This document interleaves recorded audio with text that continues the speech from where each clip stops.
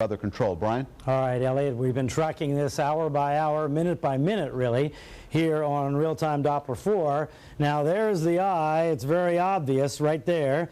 And here is the eye wall. It goes all the way down to the southeast corner of the eye, or part of the eye there, and wraps around like that and includes downtown New Orleans. This is downtown New Orleans over here. These are the suburbs of Slidell up on the north side of Lake Pontchartrain. That's the big lake right there.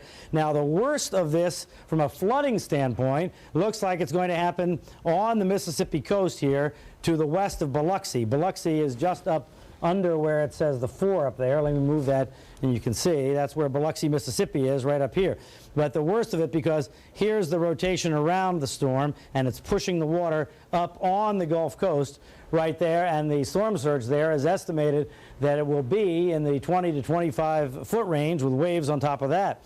Now, when the storm was down here rotating like this, it came in, pushed the water like this in toward New Orleans, and we understand there's been a break in the levee there and many houses underwater. Now, David Bernard has been watching this closely develop, and he's going to look at the satellite and also explain what's going on with the levee and where likely this major flooding is going on in New Orleans. Now, we haven't got any reports from Mississippi yet, but so let's concentrate on what we know about. And we also know about, obviously, the structural damage going on in downtown New Orleans that we've heard about. All right, David, I guess you start with the satellite picture. Yeah, we're going to start with that, Bryan, and I may go back to real-time Doppler if you leave it in that position, just to emphasize something, but not just yet. And when we look at the satellite, this is the latest picture, and notice that the western side of the eye wall, these brighter colors, seems to have been enhanced or strengthened just slightly as it moved over downtown New Orleans, and so that may have enhanced the wind and rain potential there in the last hour or two, when we've been getting a lot of reports of the really damage reports coming in and possibly some minor structural failure at the Superdome. Now, I want to show you a map, and I've been showing this throughout the morning. This is a map of New Orleans. The red lines are the hurricane protection levees, basically a fort around the city. There has been a breach in the hurricane protection levee on the Industrial Canal, and it's in an area of New Orleans known as the 9th Ward and down toward Araby. This is Araby right here, and this is the 9th Ward, and so this portion of the levee has failed because of a 20-foot storm surge that came into this narrow area of water, and it was just too much for the levee. It topped the levee, and in addition, apparently the levee may have failed in a couple of spots. So 3 to 8 feet of water is apparently inundating neighborhoods in this section of eastern New Orleans. Now, Lake Pontchartrain to the north, the Weather Service has just come out and said that the storm surge looks like it's going to be 12 feet over southern Lake Pontchartrain. The levees should hold. They will not top the levee with a 10 to 12-foot storm surge, but we can't guarantee there won't be a breach in the levee if the levee happens to be weak in a few spots. So that we still have to watch for. But as far as the levees being topped on the north side of New Orleans along Lake Pontchartrain, based on the Weather Service projection now of a 10 to 12-foot storm surge, it may be okay. Now, Bryan, if I could show real-time Doppler just one more time, and this map that you showed, again, here's where the levee breach was, right in this area. Also, severe storm surge flooding is going on this end of St. Tammany Parish below Slidell. And the Weather Service says there could be a 20-foot storm surge ongoing in here. There is a lot of expensive homes in this area, and when the eye of the storm lifts north later this afternoon, the west winds are going to come across Lake Pontchartrain and then force water into Slidell from this direction. The bottom line is there's a long way to go in this storm. In general, it looks like most of metropolitan New Orleans, as far as storm surge flooding goes, should get by. It is still early on. We're just starting to get the return off of the lake. But again, with the exception of this breach down in the 9th Ward in Araby and Bryan, ironically, these are the exact same two neighborhoods that were inundated in Betsy in 1965 when there wasn't a levee there to begin with. David, is the whole levee system the same? As I recall, part of the levee is higher, and they actually have had some levee failures or weaknesses that they've found over the last few years. Right, and a lot of the levees are built according to where in the city they are in relation to sea level. This is the lowest part of New Orleans, out here in the east and where that levee break was. So some of these levees are built to as high as 18 feet above sea level. Others, though, are averaging around anywhere 13, 14 15 feet above sea level. But the other problem that's occurred that you just alluded to is the Corps of Engineers did a study recently within the past year, and they've gone around measuring these levees, and they've found that the subsidence has caused them to sink up to a foot in some locations, and that's what happens in South Louisiana. And you know, I mean, around here you have the same type of problems with subsidence. It's just a difficult task to fight nature and this erosion process, and it's taken a toll on the levees all these years. Especially there, pumping all the oil out, pumping the water out, and everything else. And I think I saw that the surface of the earth has dropped about 3 feet in general in that part of Louisiana in the last century. 3-foot difference in altitude. So and the marshland that was there below New Orleans back in the 50s and 60s, a lot of that is gone. Right. And it's and we've had, you know, saltwater intrusion taking over a lot of that brackish water, and so you don't have as much of a buffer between the Gulf and New Orleans, which sits there. Really, New Orleans is pretty much an island. I bet they find this time after what Isidore, a little tropical storm came in, caused tremendous flooding, that the threat is actually worse than people have thought. No matter whether the big levee is topped and downtown New Orleans gets inundated or not, I'll bet that the bottom line is here, this is actually a bigger problem than we thought. And there have been people trying to advocate that, and you'll understand this other point, Brian, is as far as wind goes, the building code is weak in Louisiana, and we're seeing that today. We're having lots of structural failures, lots of windows that probably unnecessarily, if there was a stricter code, would be able to withstand these winds. Right. Yeah, they for whatever reason, didn't learn the lessons that we learned here.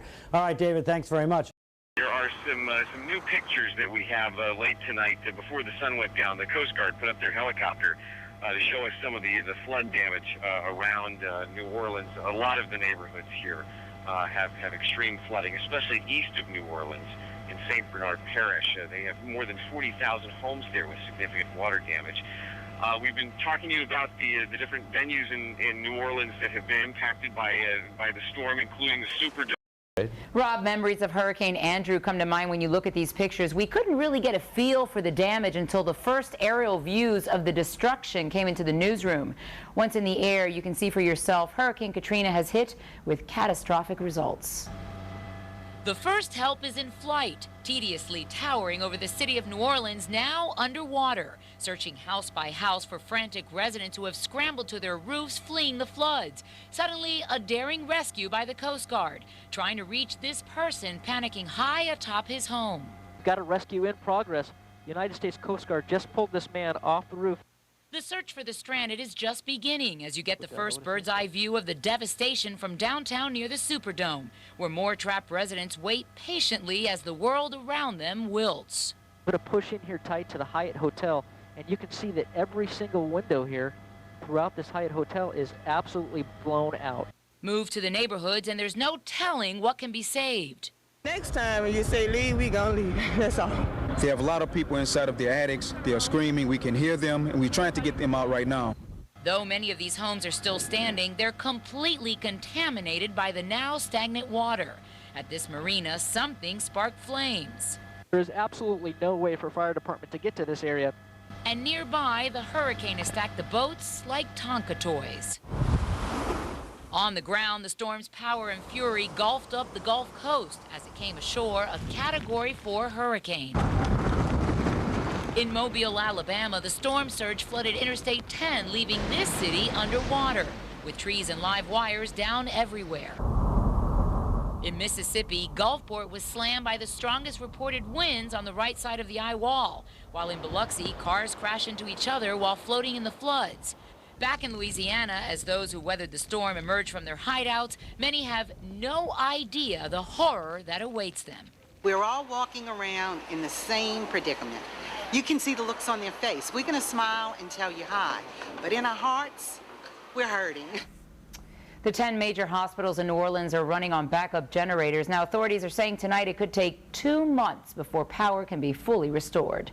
Jade Alexander, CBS 4 News Tonight. And Bernard has that information just in. David. Well, this is very difficult for me, as I've been talking about New Orleans all day long. I just came from there a month ago after 8 years forecasting in this city, and this is just now coming to me from our CBS affiliate in New Orleans. A lot of people in South Florida with ties to the North Shore of New Orleans around the communities of Slidell, Covington, and Mandeville have been interested. There's been no word from these areas today, and now one of our reporters with CBS in New Orleans is saying it appears that Slidell has endured massive storm surge damage and that Lake Pontchartrain has overflowed the banks with chest-deep water from the lake all the way to the Old Spanish Trail exit. This water may have gone inland as far as a mile or two. Many parts of Slidell, close to the lake, Eden Isles, Oak Harbor, these areas could be completely submerged or up to rooftops. He says you can't tell where the lake ends and Slidell begins. Covington and Mandeville, major wind and tree damage, no power or communications anywhere in St. Tammany Parish.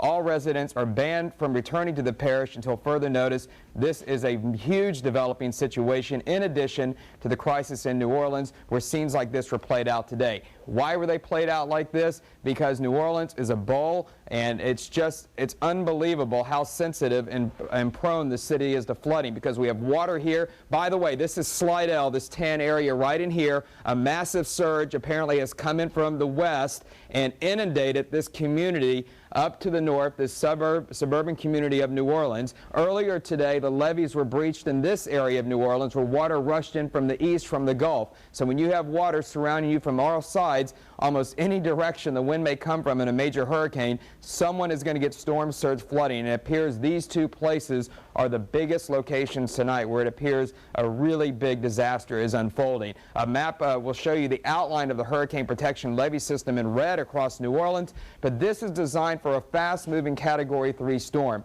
Today, we had a moderate moving Category 4 storm, and it just was not engineered to handle this massive of a storm, and this part of the levee broke in New Orleans, and that's where you see all this water rushing in. In addition, some of the drainage canals apparently overflowed as well in other parts of the city, and from some of the aerials we were showing you earlier, I was able to observe that caused extensive neighborhood flooding as well, in addition to the water that might have breached some of these levees. So difficult for me to report tonight, and just as I thought earlier today, we're only beginning to see the devastation that was caused by this hurricane, not only in southeast Louisiana, Mississippi, and also Alabama, and I imagine there's been some impact as far east as around Pensacola in the Florida Panhandle. Injuries. In Mississippi, a bizarre sight when water filled the first floor of a highway patrol station. Swimming next to a floating chair, a fish. Officers and dispatchers were inside the building when the water started rising. They took refuge on the higher floors of the 6-story building. David Bernard with us now, and you were saying earlier there are some parts of Louisiana that we don't even know about yet. That's right. One of the largest suburban areas north of Lake Pontchartrain of New Orleans. Apparently just first images tonight. Major storm surge up there, and they won't get a look at that until tomorrow morning probably. So still a lot to come on this story. Here's our weather tonight. Katrina, again this morning, making landfall in southeast Louisiana. Tonight, pushing up into northern Mississippi and Alabama. Our weather has been punctuated with just sun and steam and 1 or 2 thunderstorms around today. Broward County is where most of the thunderstorm activity did actually end up occurring. Near Columbus, Mississippi tonight is Tropical Storm Katrina. 60-mile-per-hour winds moving north-northeast at 22. Over the next several days, additional heavy rains could fall in the Tennessee and Ohio valleys and then eventually into the northeast before it dies out over southeastern Canada sometime on Thursday afternoon. So here's our weather.